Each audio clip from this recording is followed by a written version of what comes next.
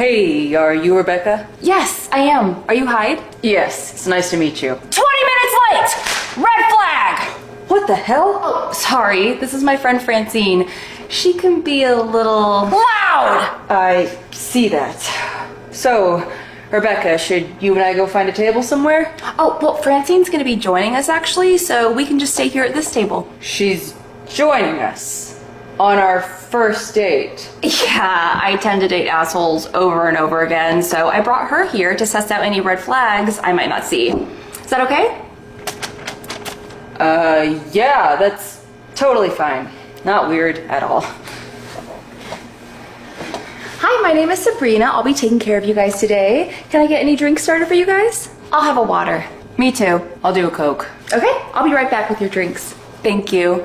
So, Hyde, what do you do for work? Well, I was a district manager for a retail store, but they recently let me go, so currently I'm unemployed. Oh no, I'm so sorry. Thanks. It sucks, but everything happens for a reason, so I know the universe is just prepping me for something even bigger and better. Positive attitude. I like that. Thanks. And what do you do for work? What? How long have you been unemployed for? Not very long. It was recently. How recent? I don't know. I guess if you had to put a number on it, like 8 months? 8 months? Red flag! Hey, it's not like I haven't been looking. I've been applying all over, but it's a tough job market right now. That's true. I know a lot of people struggling to find work right now. So if you've been unemployed for 8 months, how are you affording rent? Oh, my ex and I live together at her parents' house and they don't charge us rent. You live with your ex? Red flag! Not anymore. We used to live together, but I moved out last month. Now I'm crashing with a buddy of mine who's letting me stay there until I can find some work. He even put in a good word for me at his job, and I have an interview next week. Okay, here are your waters. Thank you. And here's your Coke. Whoa, what the hell is this? It's Coke. No, it's not. I've been drinking Coke my whole life, and this shit tastes like root beer. Oh, really? There must have been a mix-up. I can go get you a new glass of Coke if you'd like. Obviously, I want a new glass. Are you dumb or something? Here, take it, and bring me back what I ordered this time. Yes, sir. Rude to staff! Red flag! Well, if she would just do her job right the first time, I wouldn't have had to say anything at all. Says the man who doesn't even have a job, which I've been meaning to ask. Why were you let go anyways? Francine, that's a bit personal, don't you think? Well, isn't that what first dates are for? Getting to know each other. So, Hyde, what was the reason? Fine, I've got nothing to hide. About $2,000 went missing one night and I was the only one on duty, so they fired me. Was it because you stole the $2,000? What? No. Okay, good. I only took $1,000. I don't know where the other grand went. Red flag! Oh, please, it's a multi-million-dollar company. I needed it more than they did. Red flag! Okay, here is your Coke. Sorry about that. Finally. What the fuck? This is root beer. I told you Coke. What kind of moron doesn't know what Coke is? Sir, I can assure you, I triple checked. That is Coke. No, it's not. You think I'm stupid? This is root beer. So go to the back, read the fucking labels on the soda machine this time, and bring me back Coke. I don't ever want to have root beer come anywhere near me ever again. Well, Rebecca, I think I've seen enough. This guy is trash! Let's go. Rebecca, wait. Rebecca? Keep walking! Oh, come on! I was just trying to get laid tonight and my ex isn't responding to any of my texts. No one is sleeping with you tonight! Now delete Rebecca's number from your phone or I will come find you and shove this right up your ass! Got it? Yes. Good! So, you wanna smash?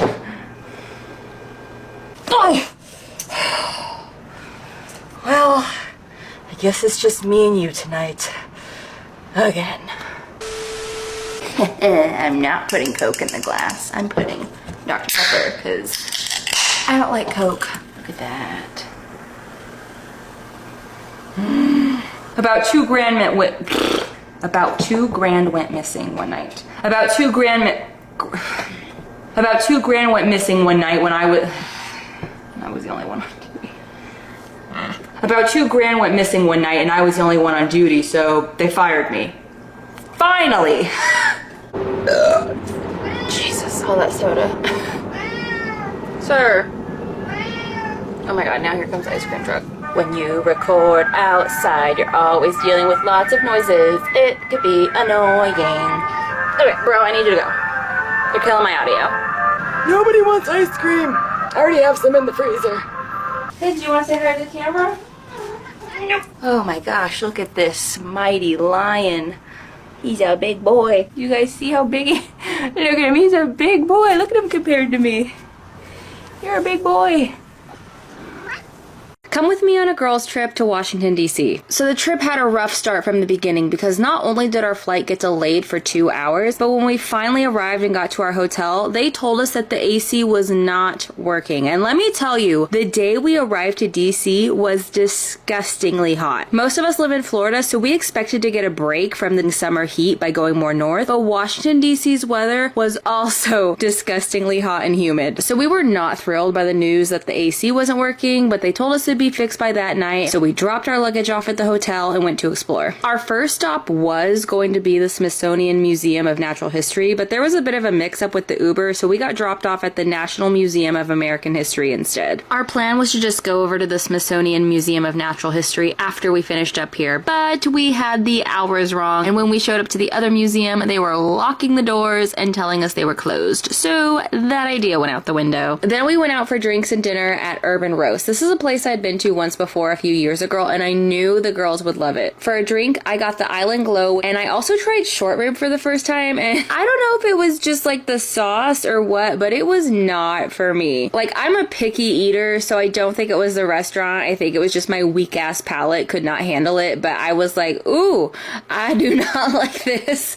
I ate it because I was hungry, but I don't plan to get it again. At least now I know I don't like it. Anyways, after dinner, we walked over to Old Ebbitt Grill and finished the night there with another cocktail. Now the next day was all about museums, and we went to the Library of Congress first, which this building was so pretty. Then we went to the Holocaust Museum, which is a place I really wanted to go, and of course it was devastating, but it's so worth it to check it out. And then finally we got redemption with the Smithsonian Museum of Natural History and finally got to see the Hope Diamond. This thing is beautiful, and I wanted to see it because I heard about the supposed curse that it has, and I pretty much spent all my time in the gem section, honestly. I was so distracted by all the shiny things that I just spent like an hour looking through there at all the pretty jewelry. Now for dinner, we went to the Hamilton, and I completely forgot to film any of our food while we were there. Oops. But afterwards, we went to the Alchemist, which is a place I had seen on TikTok. I got the Captain Sparrow because your girl is a massive Pirates of the Caribbean fan, and it was delicious. Out of all the cocktails I got in DC, that was probably my favorite. Now, when we got back to the hotel, the funniest thing of the entire trip happened. So my friend Caitlin had drank a lot that night, and somehow when she was going to brush her teeth, she grabbed a tube of Tretinoin and brushed her teeth with it.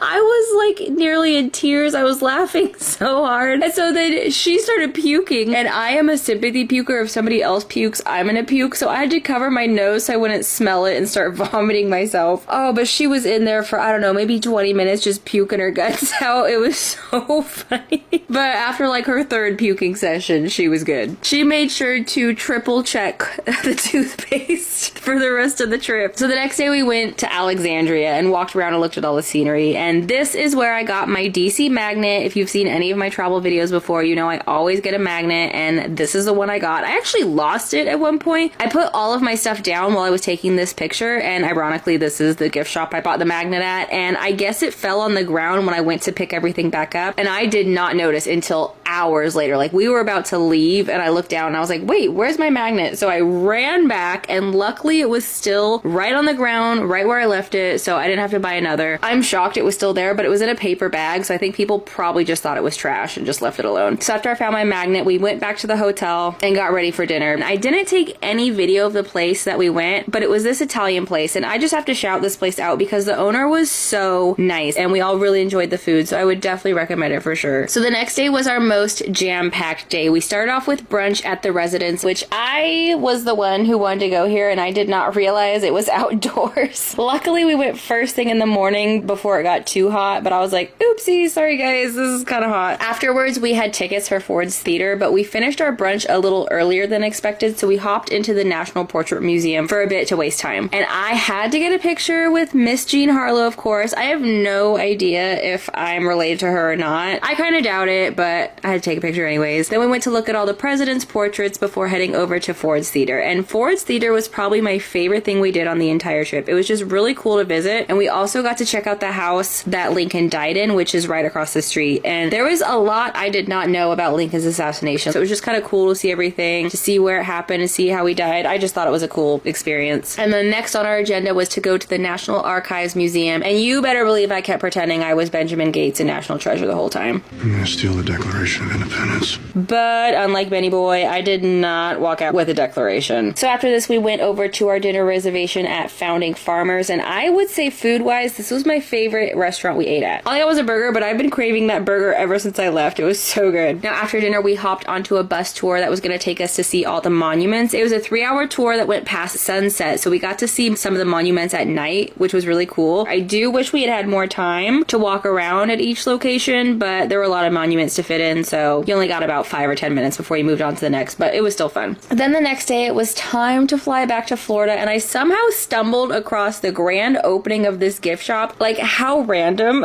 but I've always wanted to cut one of those giant ribbons with the giant scissors, so I'm not gonna lie, I was a bit jealous watching it in person. But anyways, we got on our plane and went back home to Florida, and that was our girls trip. Let's set up for my red and white Christmas party. So I decided I want to throw a Christmas party this year, and this ended up being the biggest party I have ever thrown. I had 20 people that were going to be coming, and the most I've ever had is like 10, so this was a lot of work. And so because it was going to be a lot of work, my friend Vanessa came over the night before and helped me set up. I'm allergic to latex, so she was put on balloon arch duty while I handled the photo ops. I am somebody who loves to take pictures and loves a good backdrop, and a lot of my friends are the same way, so I thought it would be really fun to have a room just for photos. So the first thing I set up was this wrapping paper photo op. I saw it on TikTok. Actually, I saw most of the ideas I got for this party on TikTok, and it looked easy and cute, so I was like, sure, why not? And I loved the way it came out. Vanessa also added these ornaments to the ceiling because I'm afraid of ladders.